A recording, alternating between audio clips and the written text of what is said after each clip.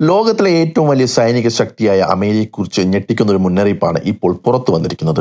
ലോകമെമ്പാടും യുദ്ധ സാഹചര്യങ്ങൾ കടുത്തു വരുന്നതിനിടെ ഇറാനുമായുള്ള ഒരു സമ്പൂർണ്ണ യുദ്ധം നീണ്ടുനിന്നാൽ അമേരിക്കയുടെ മിസൈൽ ശേഖരം മതിയാകില്ലെന്ന ആശങ്കയാണ് പെന്റഗണിനുള്ളിൽ തന്നെ ഉയരുന്നത്. ഇത് വെറും ഒരു അഭ്യൂഹമല്ല. അമേരിക്കൻ പ്രതിരോധ സംവിധാനത്തെക്കുറിച്ച് അടുത്തറിയുന്ന ഉദ്യോഗസ്ഥരും വിദഗ്ധരുമാണ് ഈ മുന്നറിയിപ്പ് നൽകുന്നത്. അമേരിക്കയ്ക്ക് ഏറ്റവും ആധുനികമായ ആയുധങ്ങളും അത്യാധുനിക മിസൈൽ പ്രതിരോധ സംവിധാനങ്ങളും ഉണ്ടെങ്കിലും കഴിഞ്ഞ ഏതാനും വർഷങ്ങളായി വിവിധ യുദ്ധമേഖലകളിൽ തുടർച്ചയായ ആയുധങ്ങൾ ഉപയോഗിക്കുകയും സഖ്യരാജ്യങ്ങൾക്ക് വിതരണം ചെയ്യുകയും ചെയ്തതോടെ സ്റ്റോക്കിൽ വലിയ സമ്മർദ്ദമുണ്ടായെന്നാണ് വിലയിരുത്തൽ. പ്രത്യേകിച്ച് പാട്രിയറ്റ്, താഡ്, ടോമോഹാക്ക്, ജസം പോലുള്ള വില കൂടിയ മിസൈലുകളുടെ ലഭ്യതയെക്കുറിച്ചാണ് ഇപ്പോൾ ഏറ്റവും വലിയ ആശങ്ക ഉയരുന്നത്. ഇറാനെതിരെ ഒരു ചെറിയ സൈനിക നടപടി നടത്തുന്നതും മാസങ്ങളോളം നീളുന്ന സമ്പൂർണ്ണ യുദ്ധം നടത്തുന്നതും തമ്മിൽ വലിയ വ്യത്യാസമുണ്ട്. ആദ്യഘട്ട ആക്രമണങ്ങൾ വിജയകരമായാലും ദീർഘകാല യുദ്ധത്തിൽ ആയിരക്കണക്കിന് മിസൈലുകൾ ആവശ്യമായി വരും. അത്തരമൊരു സാഹചര്യത്തിൽ അമേരിക്കയുടെ നിലവിലെ ശേഖരം എത്രത്തോളം മതിയാകുമെന്ന് ഇപ്പോൾ ചോദ്യം. പ്രതിരോധ വിദഗ്ധർ പറയുന്നത് ഒരു യുദ്ധം ആരംഭിക്കുന്നത് എളുപ്പമായേക്കാം, എന്നാൽ അത് ദീർഘകാലം തുടരാൻ ആവശ്യമായ ആയുധ നിർമ്മാണ ശേഷിയും വിതരണ ശൃംഖലയും അതിലും പ്രധാനമാണ്. വർഷങ്ങളായി അമേരിക്കയുടെ പ്രതിരോധ വ്യവസായം സമാധാനകാല ഉൽപാദന രീതിയിലായതിനാൽ പെട്ടെന്ന് ലക്ഷക്കണക്കിന് മിസൈലുകൾ നിർമ്മിക്കാൻ കഴിയില്ലെന്നാണ് വിലയിരുത്തൽ. ഇതിനിടെ മധ്യപൂർവ്വ ദേശത്ത് അമേരിക്കൻ സൈനിക സാന്നിധ്യവും വർദ്ധിച്ചിട്ടുണ്ട്.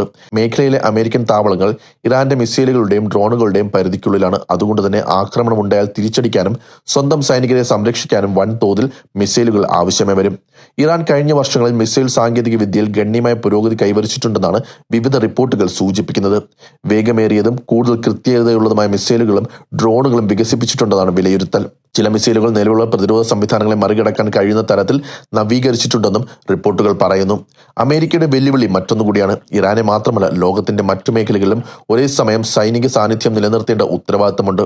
യൂറോപ്പിലെ സുരക്ഷ, ഇൻഡോ പസഫിക് മേഖല, ചൈനയുമായി ബന്ധപ്പെട്ട സാധ്യതയുള്ള സംഘർഷങ്ങൾ, ഇതെല്ലാം കൂടി പരിഗണിക്കുമ്പോൾ ഒരേ ഒരു യുദ്ധത്തിനായി മുഴുവൻ ആയുധശേഖരവും ഉപയോഗിക്കാൻ കഴിയില്ല. അതുകൊണ്ടാണ് പെന്റഗൺ ഇപ്പോൾ ആയുധ നിർമ്മാണം കൂടുതൽ വേഗത്തിലാക്കാൻ ശ്രമിക്കുന്നത്. പ്രതിരോധ വ്യവസായങ്ങൾക്ക് കൂടുതൽ കരാറുകളും നിക്ഷേപങ്ങളും നൽകി ഉൽപാദനം വർദ്ധിപ്പിക്കാനുള്ള നീക്കങ്ങൾ നടക്കുന്നുവെന്നാണ് റിപ്പോർട്ടുകൾ. എങ്കിലും പുതിയ മിസൈലുകൾ നിർമ്മിച്ച് സൈന്യത്തിലെത്തിക്കാൻ മാസങ്ങളോ വർഷങ്ങളോ വേണ്ടിവരുമെന്നാണ് യാഥാർത്ഥ്യം. അതേസമയം അമേരിക്ക ഔദ്യോഗികമായി പറയുന്നത് മറ്റൊന്നാണ്. ആവശ്യമായ എല്ലാ സൈനിക ശേഷിയും തങ്ങൾക്കുണ്ടെന്നും ഏത് സാഹചര്യം നേരിടാൻ തയ്യാറാണെന്നും പെന്റഗൺ ആവർത്തിക്കുന്നു. എന്നാൽ അതിനൊപ്പം തന്നെ പ്രതിരോധ ഉൽപാദനം വർദ്ധിപ്പിക്കുന്നതും ഇപ്പോഴത്തെ മുൻഗണനയായിട്ടാണ് സർക്കാർ കാണുന്നത്. ഇതിനിടെ അമേരിക്കയും ഇറാനും തമ്മിലുള്ള സംഘർഷം തുടർന്നുകൊണ്ടിരിക്കുകയാണ്. മേഖലയിൽ വ്യോമാക്രമണങ്ങളും തിരിച്ചടികളും തുടർന്നതിനൊപ്പം നയതന്ത്ര ശ്രമങ്ങളും പൂർണ്ണമായി അവസാനിച്ചിട്ടില്ല. ഇരു രാജ്യങ്ങളും ഇടനിലക്കാരിലൂടെ ആശയവിനിമയം തുടരുന്നുവെന്ന റിപ്പോർട്ടുകളും പുറത്തു വരുന്നുണ്ട്. ഈ സാഹചര്യത്തിൽ ഏറ്റവും വലിയ ചോദ്യം ഇതാണ്: ലോകത്തിലെ ഏറ്റവും ശക്തമായ സൈന്യത്തിന് പോലും ആയുധ ശേഖരത്തിന്റെ പരിധിയെക്കുറിച്ച് ആശങ്കയുണ്ടെങ്കിൽ ആധുനിക യുദ്ധങ്ങളുടെ യഥാർത്ഥ സ്വഭാവം എന്താണ്? ഇന്നത്തെ യുദ്ധങ്ങൾ സൈനികരുടെ എണ്ണമോ യുദ്ധവിമാനങ്ങളോ മാത്രം നിർണ്ണയിക്കുന്നില്ല. തുടർച്ചയായ ആയുധങ്ങൾ നിർമ്മിക്കാനുള്ള വ്യവസായ ശേഷി, വിതരണ ശൃംഖല, സാമ്പത്തിക ശക്തി, സാങ്കേതിക മേൽക്കോയ്മ ഇവയെല്ലാം ഒരുപോലെ നിർണായകമാണ്. അതിനാൽ പെന്റഗണിനുള്ളിൽ ഉയർന്ന ഈ മുന്നറിയിപ്പ് ഒരു രാജ്യത്തിന്റെ പ്രശ്നം മാത്രമല്ല, ലോകം കൂടുതൽ അനിശ്ചിതത്വത്തിലേക്ക് നീങ്ങുകയാണെന്നും വലിയ ശക്തികൾ പോലും ദീർഘകാല യുദ്ധത്തിന്റെ ചെലവും പ്രത്യാഘാതവും വീണ്ടും കണക്ക് കൂട്ടേണ്ട സാഹചര്യമാണെന്നും ഈ റിപ്പോർട്ട് സൂചിപ്പിക്കുന്നു. ഇറാനുമായുള്ള സംഘർഷം എങ്ങനെ മുന്നോട്ട് പോകും? നയതന്ത്രം വിജയിക്കുമോ അല്ലെങ്കിൽ യുദ്ധം കൂടുതൽ വ്യാപിക്കുമോ? അതിന്റെ ഉത്തരം വരും ദിവസങ്ങളിലാണ് വ്യക്തമാകുക.